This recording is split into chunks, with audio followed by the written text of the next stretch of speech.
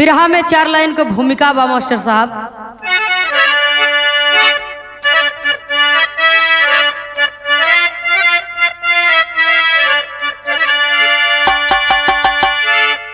मेरे मालिक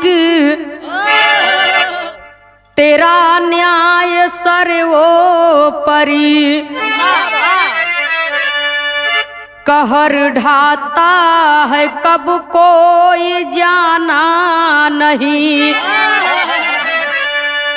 कहीं खुशियाँ मिली कहीं छाया है गम, सोख सोहरत कहीं कोई बेगाना नहीं, कहीं उजड़ा चमन कहीं गुलजार है, कहीं उजाला दिखे कहीं अंधेरा प्रबल, कहीं मोती झरे कहीं आंसू ढुरे, कहीं सूर्यास्त हो कहीं सवेरा सबल।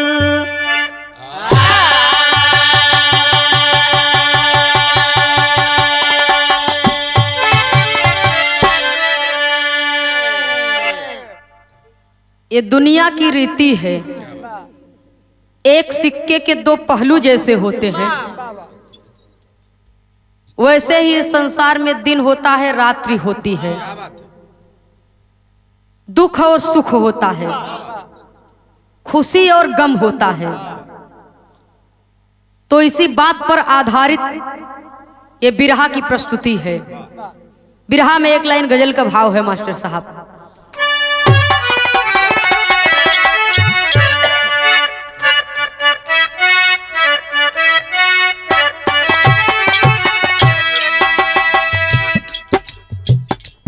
ये तो प्रेम की बात है ऊधो,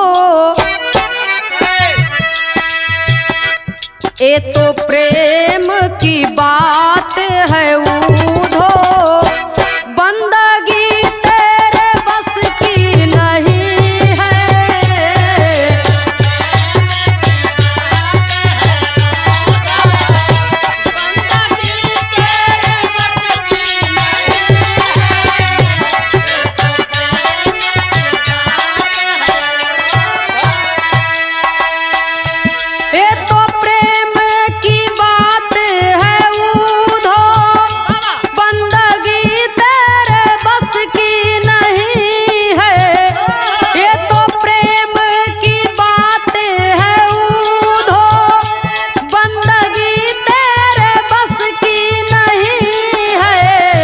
यहाँ हर सके होते हैं सौदे, यहाँ हर सके होते हैं सौदे, आस की इतनी सस्ती नहीं है,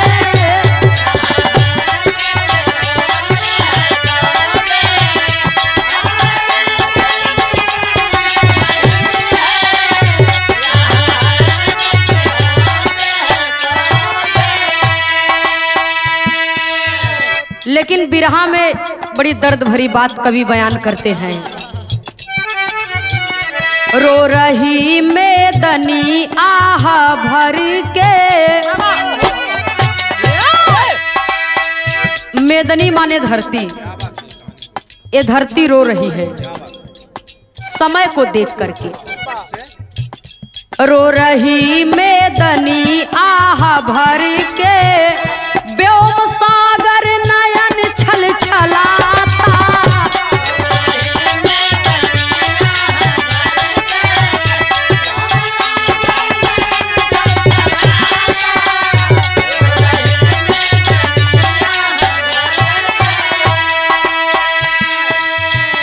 रो रही मेदनी आह भर के, व्योम सागर नयन छल छलाता, रो रही मेदनी आह भर के, व्योम सागर नयन छल छलाता, गम में डूबे रवि चांद तारे, गम में डूबे रवि चांद तारे, भारत माँ का जिगर फड़फड़ाता।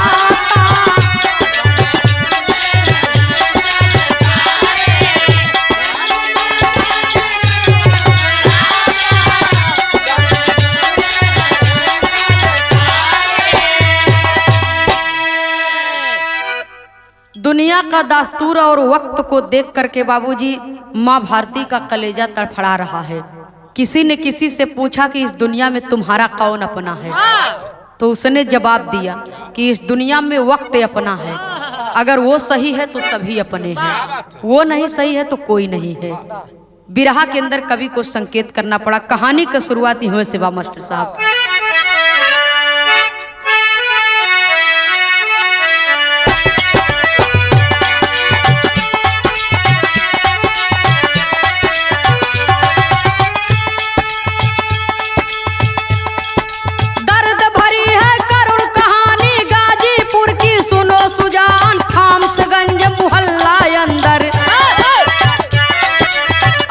देखी है दस्तान सोहन लाल बिंद जी रहते,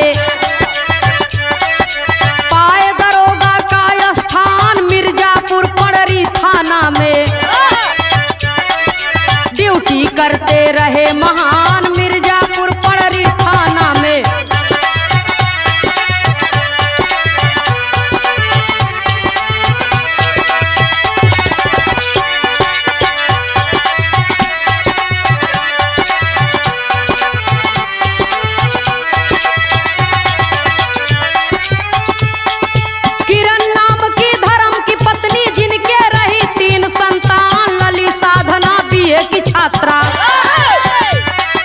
अशोक रंजन था गुणवान, हिमांशु रंजन दूसरा लड़का, छोटा था सुनिए कर ध्यान, पेट दर्द से दुखित दरोगा, काल चक्र सर पे मड़रान, पेट दर्द से दुखित दरोगा।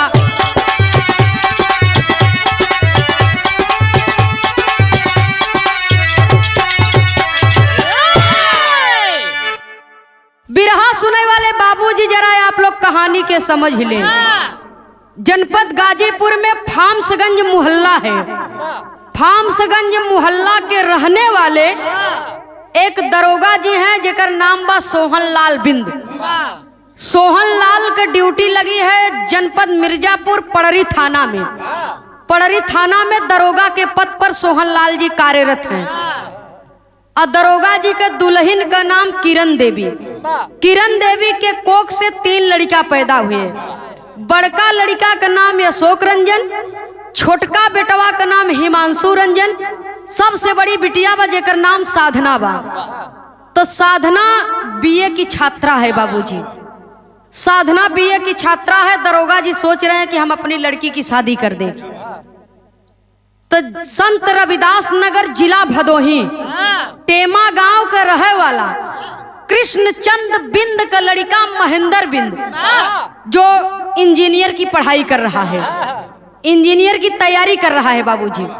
तो इंजीनियर महेंद्र से अपनी लड़की की शादी तय कर दिए। और जब बिटिया का ब्याह तय हो गए तो जब तिलक चढ़ावे के वक्त आए तो दरोगा जी अपने तमाम नात रिश्तेदारों को लेकर के तिलकोत्सव करने के लिए चले। और जब तिलकोत्सव करने के लिए चले तो जब तिलक चढ़ा करके शादी के दिन तारीख तय करके जब वहां से अपने घर की ओर लौटे तो दरोगा जी के एक बीमारी रही। उनके पेट में काफी दिन से दर्द होत रहा। तो स्टोर से दवा ले ले, खा ले, दर्द समाप्त हो जाए। लेकिन जौने दिन तिलक चढ़ाए के लौटे वो दिन दर्द धीरे धीरे उठने लगा और हद से ज्यादा दर्द होने लगा। और जब हद से ज्यादा दर्द होने लगा बाबूजी तो हुआ क्या। बिरहा में एक लाइन तर्ज है मास्टर साहब।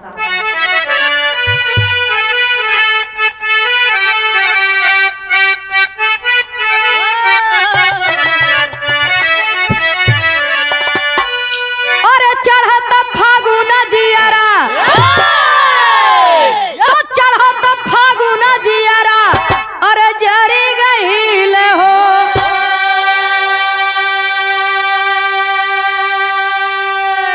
जियारा जरी गईल हो, अमोरा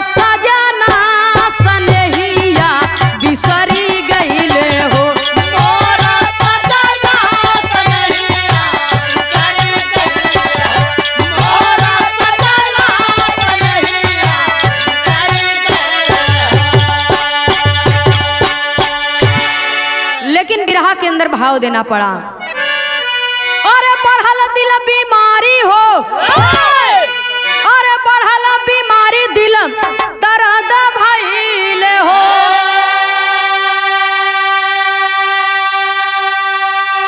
हे दिल दर्द भइल हो, अपड़ल आधा जल नवरिया गरद भइल हो।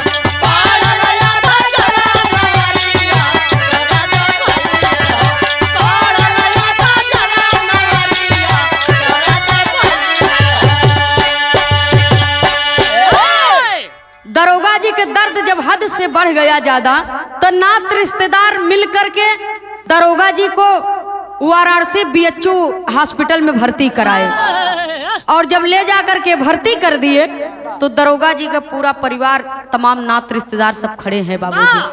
तो जांच हुई, तत्काल ऑपरेशन करने की नौबत आ गई बाबूजी। ऑपरेशन थिएटर में ले जाया गया, ऑपरेशन सफल हुआ। और जब ऑपरेशन सफल हुआ तो ऑपरेशन थिएटर से निकाल करके बेड पर उनको लिटाए हैं और अपने दुल्हन किरण देवी के बुला करके किरण देवी का हाथ पकड़ करके किरण देवी से एक बात कहते हैं, अपने दिल की बात कहते हैं अपनी दुल्हन से। क्या कहते हैं? हो सब है दारोगा कहाँ है किरण जी से बतिया,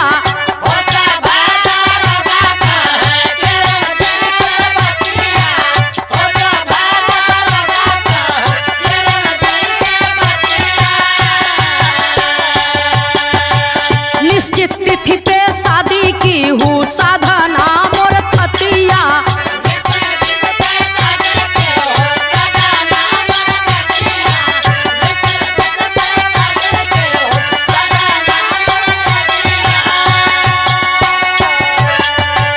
अरे सुगना ग पराई रामा त सुगना ग पराई गम सरद भइले हो, गम सरद भइले हो, पड़ल आधा जल नवरिया गरद भइले हो।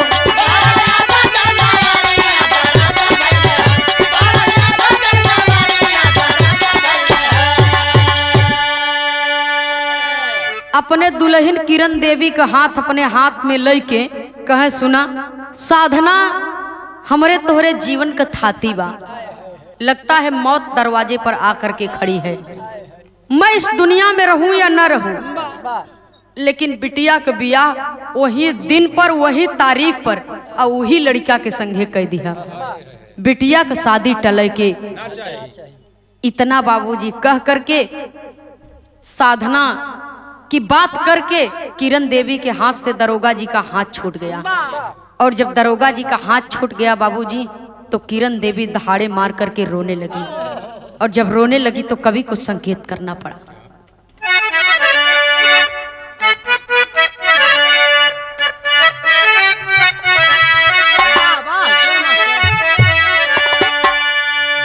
अरे मोरे राम गम की गर्दिश में अंबर रो दिया, काल की कला देख रो पड़ी रात पूनम की। काल की कला देख रो पड़ी रात पूनम की, गम की गर्दिश में अंबर रो दिया। दुल्हन रो रही है। ये कहानी 19 जनवरी 2009 की है बाबूजी। देखिए ये कहानी किस सन से उठती है और कहां तक जाती है। ये वक्त है जिसको जहां तक मर्जी करेगा वहां तक लेकर के जाएगा बाबूजी। दुल्हन रो रही है, परिवार रो रहा है। दुल्हन कहती क्या है?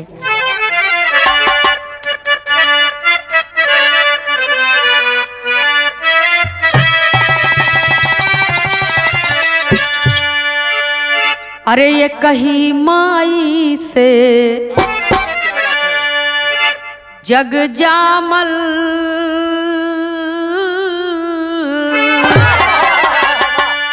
ये कही माई से जग जामल, कोई राजा कोई भिखारी बा, ई भेद बड़ा ही भारी बा।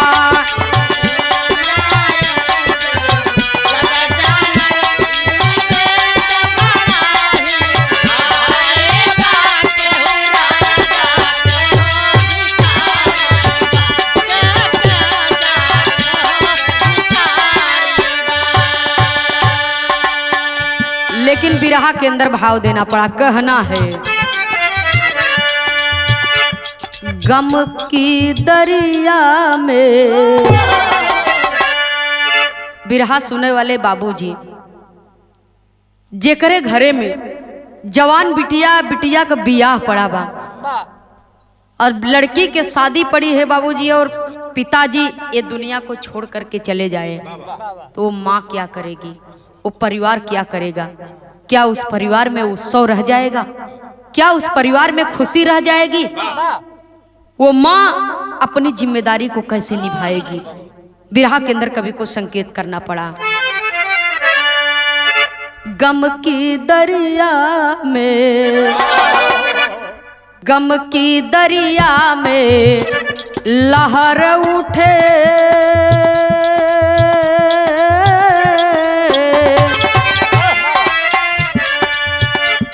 गम की दरिया में लहर उठे, मझधार में नैया डूबल बा, पतिदेव से नाता टूटल बा।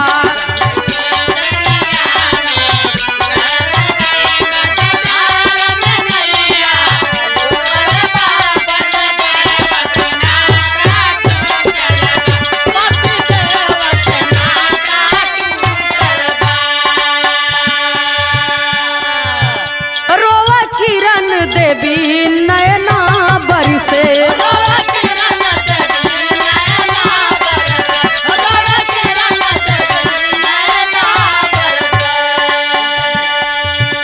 बिन पानी के मछली जैसे,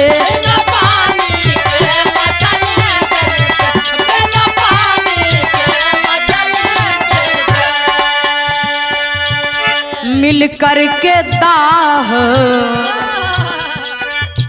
मिल कर के दाह संस्कार किए,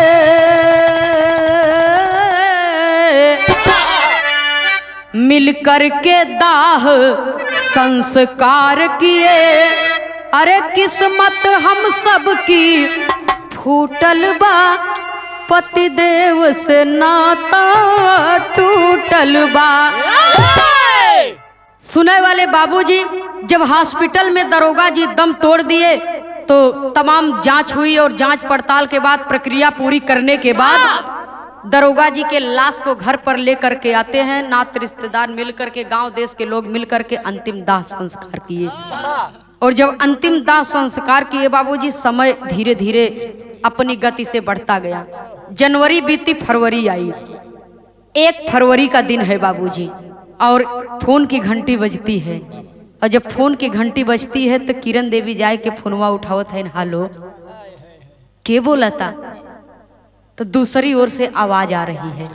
क्या आवाज आ रही है? बिरहा में एक लाइन तर्जवा मास्टर साहब, लेकिन तर्जवा से बढ़िया गनवा में भाव बा।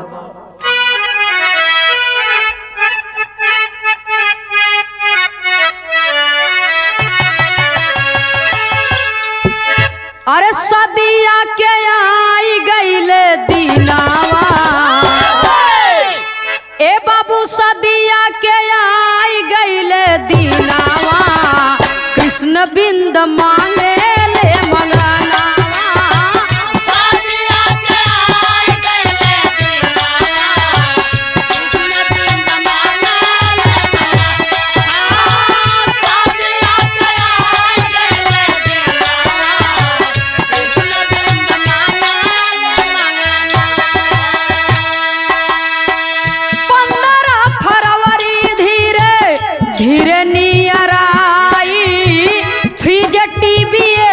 मोटर साइकिल हमके चाही,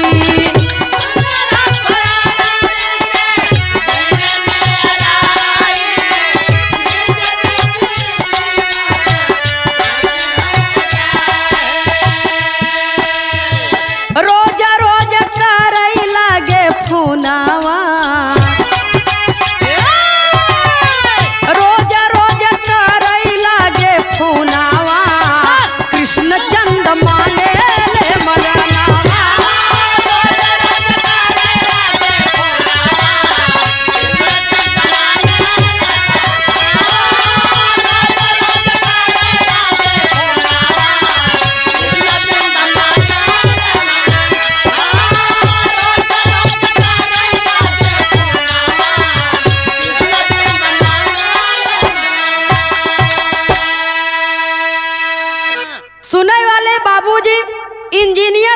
आपके पिताजी फोन कर दिए, और जब फोन कर दिए तो कहा के बोलत हो? कहे हम तो किरण देवी बोलत है। कहे हम किरण देवी के होए वाला ससुर आपका समधी बोलत है। कहे भैया और हाल समाचार कहा और सब तक कुल ठीक है बा, खाली एक बात बा यही बरे आपके लगे फोन करे है। कहे भैया कौन बात बा? कहे देखा दरोगा जी जब थे तो दरोगा जी से बहुत सारी बातें हुई थी, लेन देन की तमाम बातें हुई थी।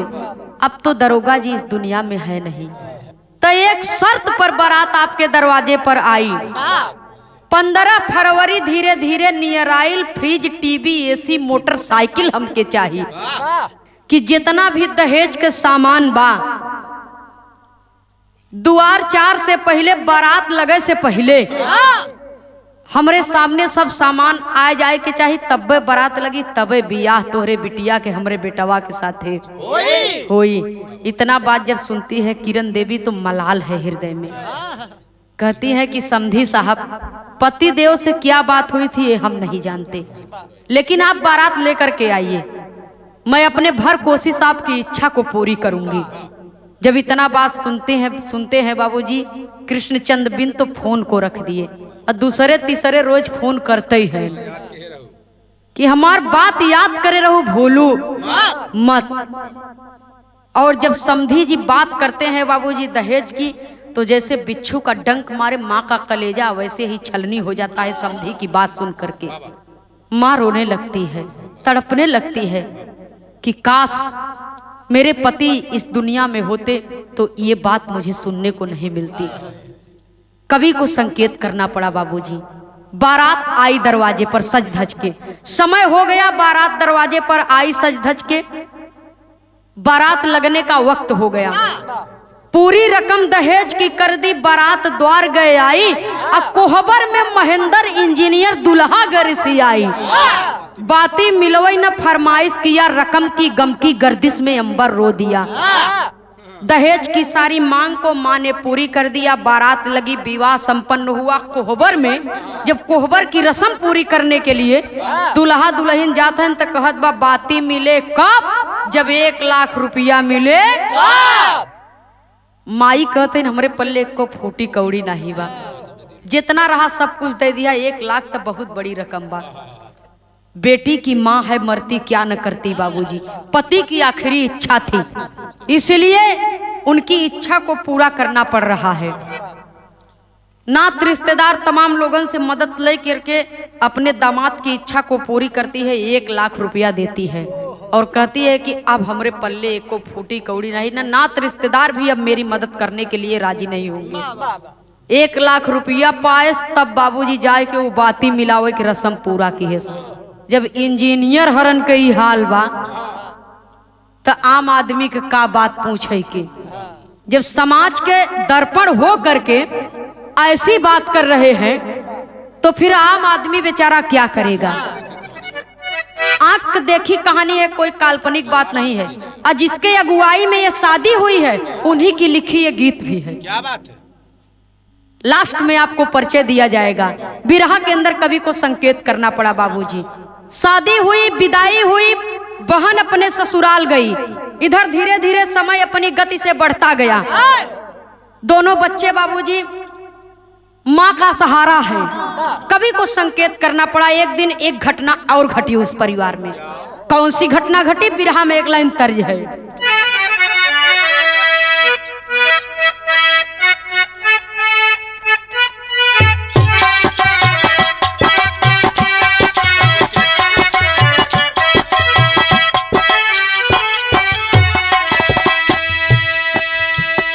कावाने करनवा जोगी जोगा वारा मावाले, अरे जोगा वारा मावाले।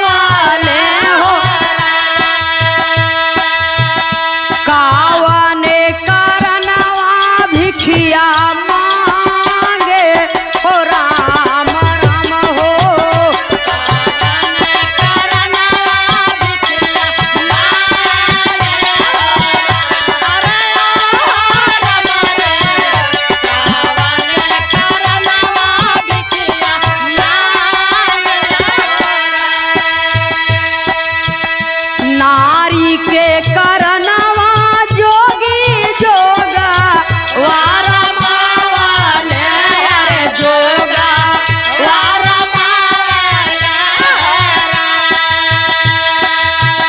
जोग के करनवा भिखिया मांगे हो राम राम हो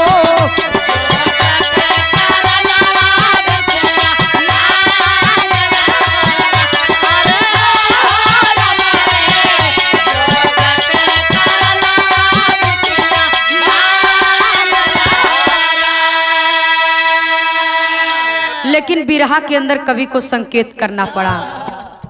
एक दिन दरोगा जी का लड़का बड़का लड़का अशोक रंजन अपने मामा और मौसा के साथ में एक मित्रता में बारात करने के लिए चले, निमंत्रण करने के लिए चले। और जब निमंत्रण करने के लिए चले तो हुआ क्या, विधि के लिखनिया के जानई नाही दुनिया रे जानई नाही दुनिया रे अशोक रंजन घरवा गईले आई हो राम राम हो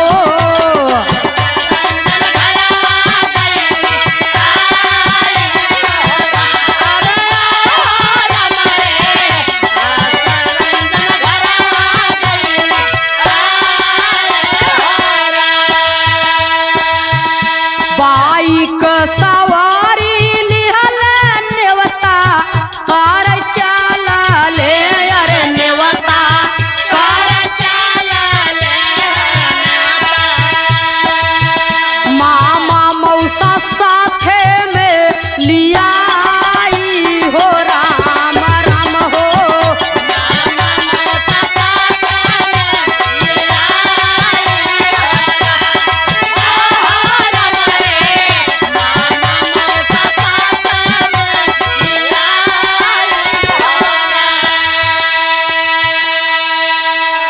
सुने वाले बाबूजी मामा और मौसा के पीछे बैठाए के बाइक अशोक रंजन चला रहे हैं। और जब मोहल्ले से निकलकर हाईवे पर जाते हैं बाबूजी तो हुआ क्या, गाड़ी ई स्पीड लिहली रोडा वापे गईली भी हो रोडा वापे गईले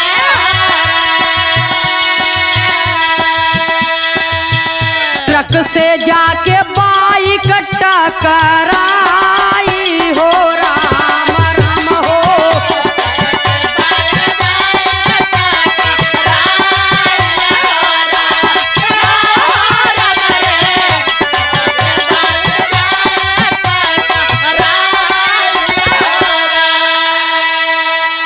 तीनों जने नीचे अइले रूठी अब विधाता गइले रूठी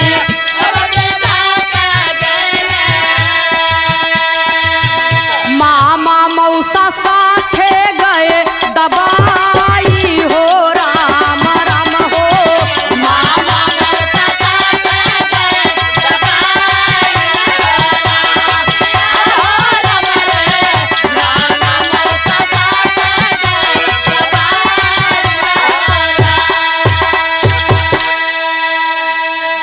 बिरहा सुने वाले बाबू भैया माता बहन लोग जरा गौर करना, जब विपत्ति आती है तो हर तरह से आती है बाबूजी। ये कहानी 19 जून 2009 की है। मामा और मौसा के साथ में अशोक रंजन न्योता करने के लिए जा रहे थे, निमंत्रण करने के लिए जा रहे थे। और जैसे ही हाईवे पर पहुंचे गाड़ी बाइक स्पीड में थी और उधर से सामने से एक ट्रक आ रही थी और अचानक से ट्रक और बाइक का टक्कर हो गया। जब ट्रक और बाइक का टक्कर हो गया बाबूजी तो ट्रक के सामने बाइक ट्रक के नीचे चली गई और दब गए तीनों लोग और तीनों तुरंत के तुरंत खत्म हो गए। और मामा मौसा के साथ में जब अशोक रंजन भी इस दुनिया को छोड़ करके परलोक सिधार गए तो आते जाते राहियों ने थाने पर फोन किया। दरोगा जी अपने तमाम लोगन के साथ में बाबूजी सिपाहियों के साथ में आए और जब पहुंचे घटना स्थल पर तो देखते हैं तो खोजने लगे तो अशोक रंजन के पैंट के जेब में एक डायरी मिली बाबूजी और फोन मिला, सारी व्यवस्था। जब देखते हैं तो फोन से घर का नंबर मिला और घर पे फोन लगाते हैं। और जब घर पे फोन लगाए तो अशोक रंजन की माँ किरण देवी फोन उठाती है। हेलो, क्या बोलत है ना? दरोगा जी सारी बात को बता दिए, आपके घर का नंबर मिला है इसलिए हमने ये फोन किया है। यहाँ 3 लोगों की मौत हुई है फला फला जगह पर, क्या आप लाश की शिनाख्त करने के लिए आ सकती हैं? तो माँ अपने छोटे बेटे को लिवा करके बाबूजी पहुँचती है। और जब पहुँचती है तो कभी कुछ संकेत करना पड़ा। देखने वालों का तांता लगा हुआ है, भीड़ को चीरते हुए माँ जाती है बाबूजी। और जब माँ पहुँचती है बाबूजी, लाश को देखती है तो दहाड़ मार करके रोने लगी और गिर पड़ी बाबूजी। माँ गिर पड़ी, बेहोश हो गई। माँ के मुंह पर पानी का छींटा मारा गया। माँ होश में आई तो कहती क्या है? बिरहा के अंदर कभी कुछ संकेत करना पड़ा।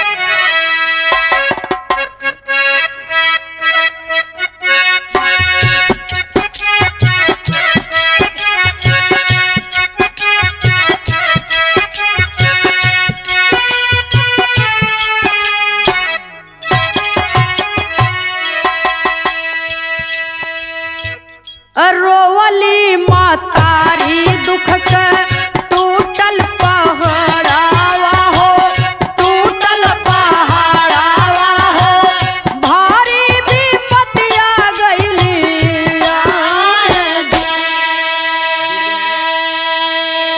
दूर दिन में लाल नाही भैला सहरावा हो, भैला सहरावा हो,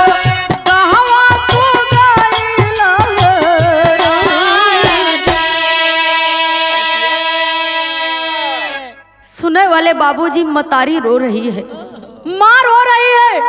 और माँ की बात सुन करके, माँ का रोना देख करके वहां पर खड़े तमाम लोगों की आंखें नम हो गई, हृदय द्रवित हो गया। लेकिन छोटा भाई अपने भाई की लाश के पास जाता है और भाई की लाश को देख करके कहता क्या है? लसिया से लिपटी के रोए बीरा नावा हो, रोए बीरा नावा हो, गस खा के जीरा मोरा अखिया से आंसू बरसे जैसे सवनावा हो, जैसे सवनावा हो, तीनों जना गइल परा। बिरहा सुने वाले बाबू छोटका भैया रोवत बा, बड़का भैया के पकड़ के उठावत बा कि भैया बोला, कुछ बोल दे बाबू, पिताजी इस दुनिया में नहीं है और आप ही हम लोगों के सहारा थे। कुछ बोला भैया, तनी कुछ बोल दा, अगर ना बोलबा तो ये छोटा भाई कैसे रही, कैसे अपन जिंदगी बिताई, माई का सहारा के होई, ए भाई के पढ़ाई के लिखाई। बोल दे भैया, तनी कुछ बोल दे। लेकिन लाश क्या बोलेगी बाबू? बिरहा सुने वाले बाबूजी, वो लाश पे गिर करके माँ रो रही है, बेटा रो रहा है, पूरी की पूरी पब्लिक रो रही है, वहां पर खड़े सभी लोग रो रहे हैं। लेकिन वो लाश से आवाज नहीं आती है। क्या कहूँ, किससे कहूँ, कौन सुनेगा मेरी बात को? माँ रोते रोते बेहोश हो जाती है, फिर मुंह पर पानी का छींटा मारा जाता है, फिर माँ होश में आती है और बेटे की लाश को देख करके माँ का कलेजा थरथरा जाता है बाबूजी, माँ का हृदय फटने लगता है। कवि को संकेत करना पड़ा। धीरे धीरे समय अपनी गति से आगे बढ़ा। तीनों जन की लाश का अंतिम दाह संस्कार किया गया। अब तो माँ असहाय हो गई। पहले पति गए, बाद में बेटा चला गया। अब तो अपने बच्चे को लेकर के, छोटे बच्चे को लेकर के माँ कैसो परवरिश कर रही है। मिर्जापुर पड़री थाना में जो सरकारी आवास मिला था वो भी छूट गया वहां से। कवि को संकेत करना पड़ा। माँ घर पे है बाबूजी और बेटा पढ़ाई कर रहा है। और जब बेटा पढ़ाई कर रहा है तो धीरे धीरे समय अपनी गति से आगे बढ़ता है। एक दिन फोन की घंटी फिर बजती है। और जब फोन की घंटी फिर बजती है, माँ जाकर के फोन को उठाती है और फिर फोन पर बोलती है कि हेलो कौन। जब इतना बात सुनते हैं, दूसरी तरफ से आवाज आती है कि मैं थाना पडरी से बड़ा साहब बोल रहा हूँ। आपके पति जो इस दुनिया में नहीं है, मृतक आश्रित पर आपके छोटे बेटे को, हिमांशु रंजन को पुलिस की नौकरी दी जाती है। जब इतना बात बाबूजी माँ सुनती है तो खुशी का आंसू छलक गए, खुशी का आंसू छलक गया और बेटे को बुला करके बेटे को फोन देती है। और जब देती है बाबूजी तो कवि को संकेत करना पड़ा। बेटवा कहत बा कि ए साहब हम पुलिस के नौकरी न करब, हमार पढ़ाई बस कुछ 6 दिन का बाकी बा, अब बनब तो दरोगा बनब, अन्यथा हम पुलिस का नौकरी न करब। बच्चा कहता है, क्या कहता है? कवि को बिरहा में एक लाइन भाव देना पड़ा मास्टर साहब। फिल्म फिर तेरी कहानी याद आई।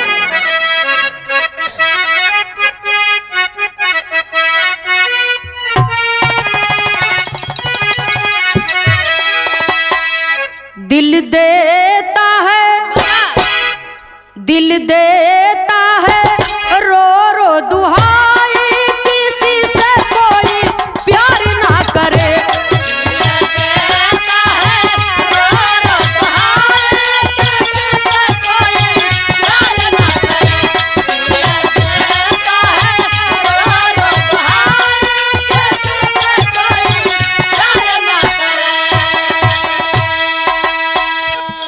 बड़े साहब कहते हैं कि बहुत अच्छा बेटा, अपने पिताजी की तरह नाम रोशन करो, अपनी माँ की आखिरी उम्मीद हो तुम, मेरी शुभकामना है तुम्हारे साथ में।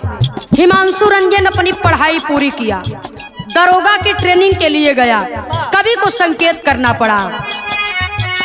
हिमांशु रंजन ट्रेनिंग, हिमांशु रंजन ट्रेनिंग कैले दिल लाई, दरोगा बन गई देश के लिए।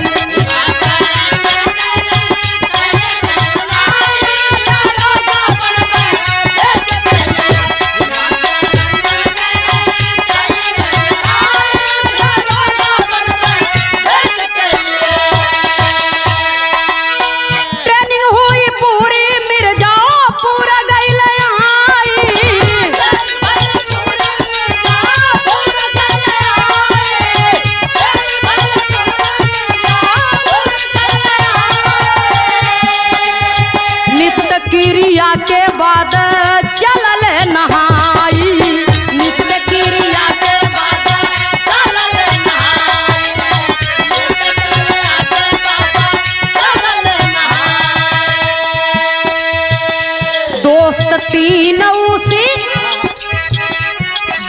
तीनों सी समय गईले आई, दरोगा बनबई देश के लिए।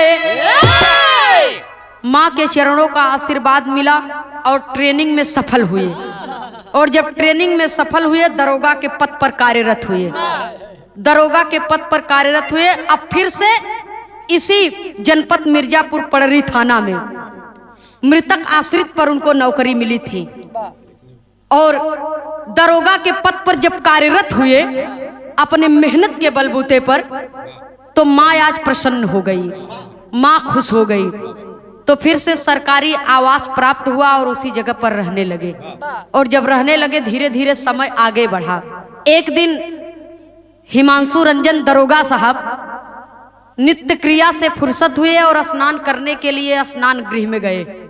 और जब बाथरूम में गए बाबूजी, और तब तक 3 दोस्त उनकर आए गए। तीनों जने कहा कि का यार, बचपन तोहार यहाँ बीता और हम लोग से अच्छी खासी दोस्ती बा, रोज तब बाथरूमों में नहा था, कबो कबो गंगा जी नहाए ले के दरोगा बन गए, तो क्या हम लोगों को भूल गए आप? हिमांशु रंजन कहा कि चला ठीक बा, आज तोहरे लोग के बात रह जाए। तो गंगा स्नान करने के लिए बाबूजी तीनों दोस्त के साथ में चले। कहा माई तू नाश्ता बना के रखा, हम आवत हैं। और जब गंगा के किनार पर पहुंचे स्नान करने के लिए, तो चारों दोस्त गंगा के पवित्र जल में बाबूजी स्नान करने के लिए प्रवेश किए। और जब स्नान करने के लिए प्रवेश किए, कहीं कहीं देखा जाता है, अक्सर देखा जाता है कि बांस की एक दीवार रहती है, उस जगह पर लिखा रहता है कि इसके आगे खतरा है, तो आप इसके आगे नहीं जा सकते, इसी जगह पर नहा सकते हैं। लेकिन हिमांशु रंजन दोस्तों के साथ में स्नान कर रहे थे और अचानक से इस पार से उस पार चले गए। और जब इस पार से उस पार चले गए तो भंवरे में फंस गए, और भंवरे में फंसने वाला व्यक्ति कभी जीवित वापस नहीं आता है। डूब गए बाबूजी। और डूबता देख करके तीनों दोस्त चिल्ला उठे, बुलाने लगे, लेकिन वहां पर कौन जाएगा बचाने के लिए। और इतने देर में बाबूजी किसी कोई आए और बचाए, इतने देर में तो भंवरे में जल में समाहित हो गए हिमांशु रंजन। और जब जल में समाहित हो गए बाबूजी तो तीनों दोस्त गंगा के किनार पर बाबूजी खड़े हैं और गिर पड़े। अपने दोस्त को देख रहे हैं कि मेरा दोस्त मेरे आंख के सामने देखते देखते इस दुनिया से चला गया, हम लोग कुछ नहीं कर पाए।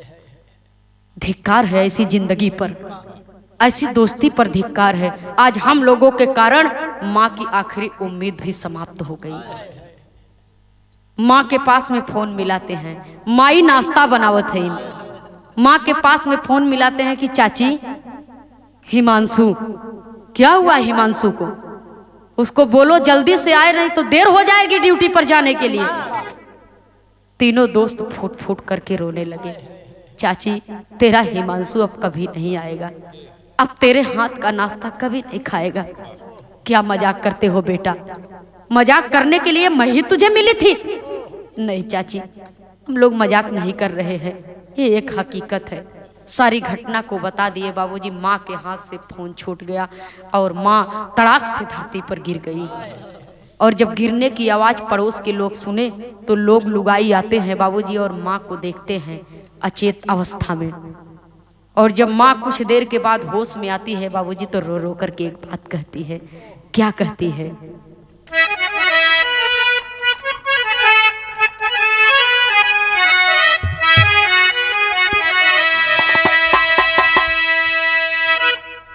अरे सुनली खबरिया जब माई बहू रहिया बाबू, अगस खा के गिरी जामी ऊपर भारा।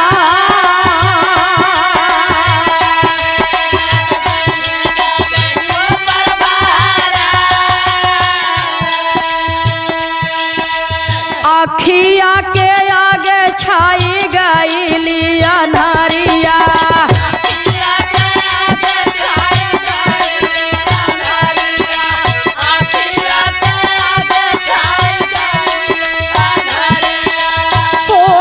सागरवा उमड़ल हिया में अपार।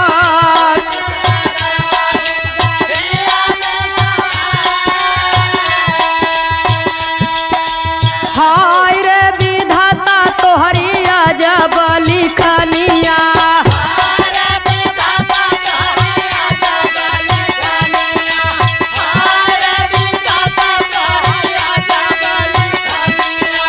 पड़ोसी के साथ आई गंगा के किनार।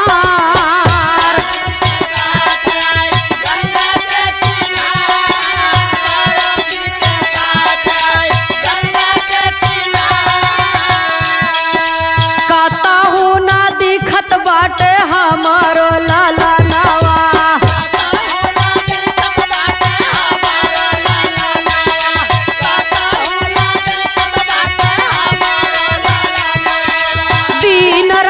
बीतल भाइल भोर भी नसा।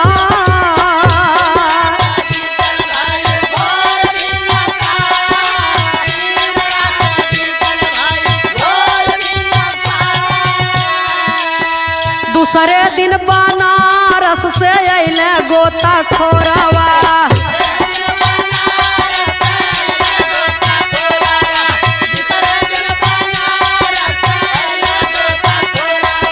लासिया के खोज के निकारे उस बार।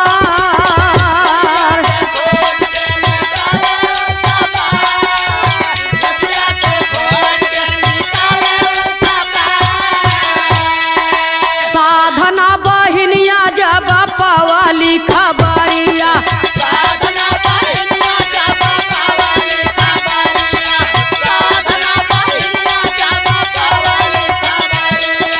भारी कष्ट भइल टूटल दुख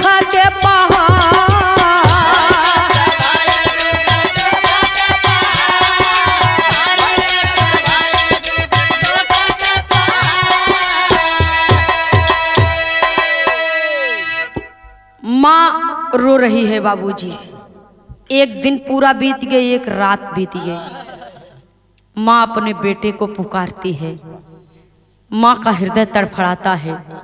माँ अपने बेटे को पुकारती है, देखने वाले तमाम लोगों की भीड़ जुटी है, लेकिन उस भीड़ में उस माँ का बेटा नहीं दिख रहा है। इतनी बड़ी भीड़ है बाबूजी, उस भीड़ में माँ का एक औलाद नहीं दिख रहा है। माँ का हृदय मानो पत्थर का हो गया, माँ की आंखें पथरा गई, आंखों से आंसू नहीं निकल रहा है।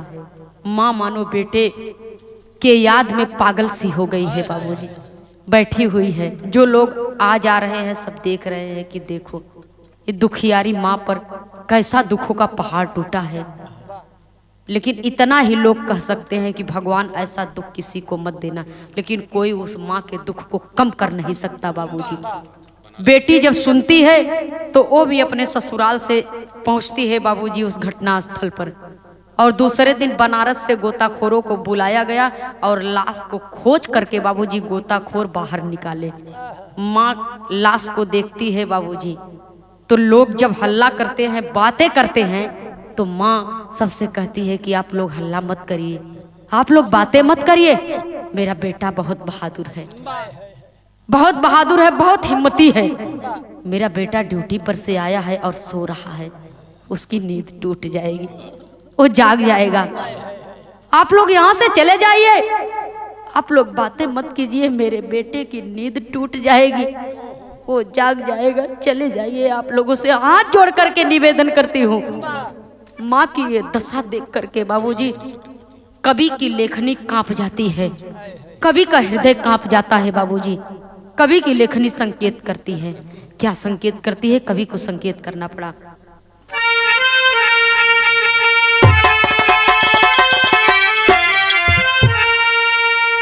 अरे पतझड़ आया बगिया वीरान हो गई, ए भैया पतझड़ आया बगिया अरे वीरान हो गई, अब बिन जलाए दिल में अगिया शमशान हो गई।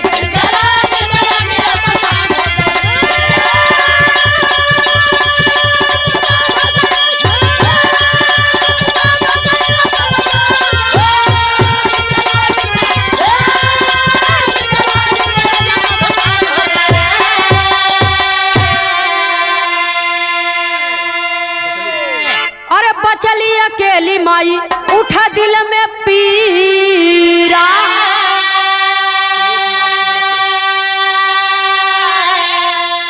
23 मार्च 16 को हेराया दिल का हीरा।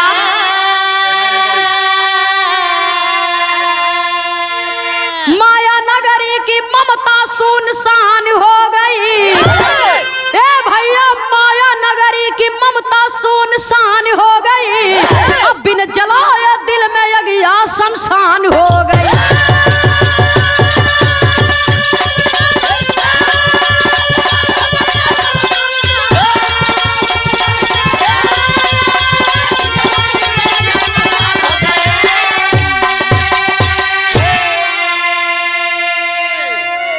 बेटे का अंतिम दाह संस्कार किया गया और वो माँ अब इस दुनिया में अकेली रह गई। माँ के जीवन का आखिरी सहारा भी जब इस दुनिया से लुट गया, इस दुनिया से उठ गया, विधाता ने छीन लिया, तो बेटी अकेली बची है बाबूजी। और बेटी माँ को लेकर के अपनी ससुराल की धरती पर जाती है कि आज से मैं ही तुम्हारा बेटा हूँ और मैं ही तुम्हारी बेटी हूँ और मैं ही तुम्हारी पूरी दुनिया हूँ। माँ बेटी के साथ में उसके ससुराल में जाती है और आज भी वो माँ जीवित है और अपने बेटी के ससुराल में रह रही है बाबूजी। संत रविदास नगर, जिला भदोही, टेमा गांव में कृष्णचंद बिंद हैं और कृष्णचंद बिंद का बेटा है महेंद्र इंजीनियर। आंखों देखी दास्तान है बाबूजी। बेटी कहती है कि मेरे रहते हुए आपको कोई कष्ट नहीं होगा, जो आपने खो दिया है उसको तो मैं वापस नहीं कर सकती, लेकिन मैं बेटी और बेटा दोनों का फर्ज निभाऊंगी। और हमारे अखाड़े के कवि जी हैं, यशस इंडस्ट्रीज के मालिक श्री शिव शंकर बिंद, सतहरिया, मुंगरा, बादशाहपुर, जिला जौनपुर से।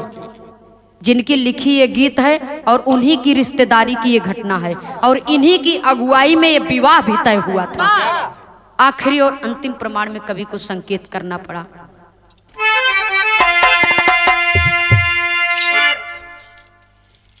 सीताराम ही छोड़ चमन को पाए पद निर्वाण, प्यासा शिव शंकर जी लिखते गुरु चरणन पे कुर्बान। हे बाबू गम की गर्दिश में अंबरी रो दिया, तो यादव खेमराज नंदनी गीत हर दम की गम की गर्दिश में अंबरी रो दिया।